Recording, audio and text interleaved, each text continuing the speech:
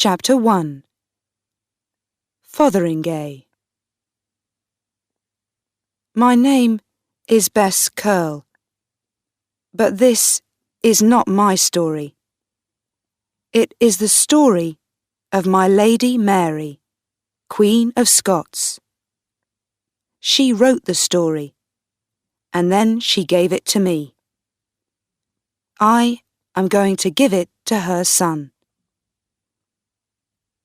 She began the story a week ago. It was January 1587, and we sat here in our cold room in Fotheringay Castle in the north of England. We couldn't see much from the window.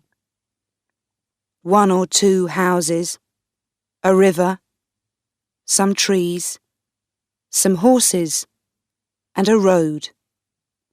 That's all. The road goes to London, the home of Queen Elizabeth of England. Mary sat with her little dog in her hands and watched it all day long. No one came along the road. Nothing happened. I watched Mary, unhappily. "Please, Your Majesty, come away from that window," I said. "It doesn't help. No one is going to come. Queen Elizabeth can't do it. Queens don't kill queens." "Don't they, Bess?" Mary said. "Then why are we here, in this prison? Why am I not free?" "Why, Your Majesty? Because Queen Elizabeth is afraid of you." "That's right," Mary said. "She's afraid of me, and she hates me too. She hates me because I am beautiful, and she is not. Because I had 3 husbands, and she never married.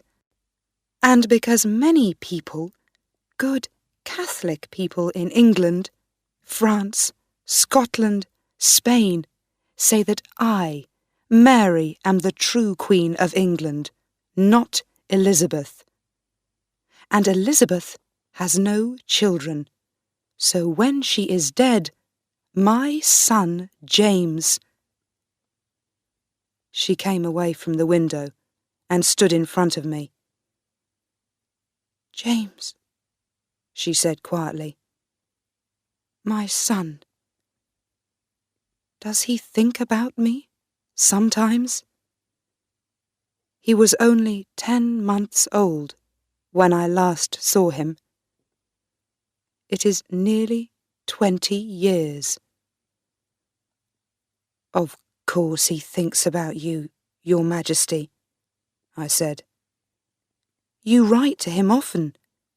How can he forget his mother?" "Then why doesn't he write to me?" Mary asked. "Does he want me to stay here in an English prison?"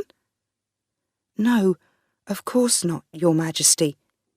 But he has a lot of work, Your Majesty. He is the King of Scotland, and he is not the King of Scotland, Bess," she said. "Not before I am dead. Remember that." "No, Your Majesty, of course not. But perhaps people tell him things that are untrue.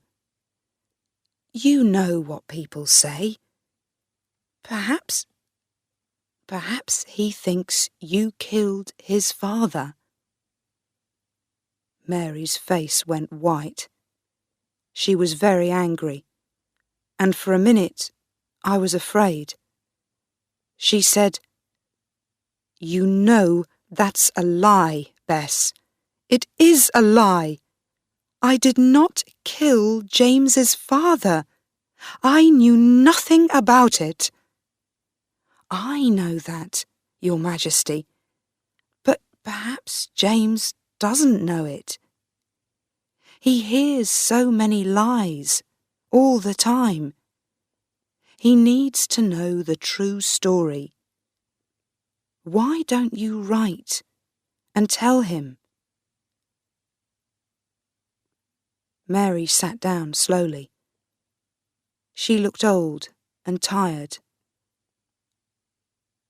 "All right, Bess," she said. "Give me a pen, please. I'm going to write to James and tell him the true story. You can give it to him when I'm dead." "Dead, Your Majesty? Don't say that. You aren't going to die."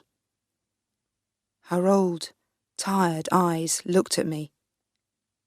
"Yes, I am, Bess. You know what is going to happen. One day soon, a man is going to bring a letter from Queen Elizabeth, and then her men are going to kill me. But before I die, I would like to write to my son, James. I want to tell him the story of my life. So give me a pen, please." I gave her a pen. This is what she wrote.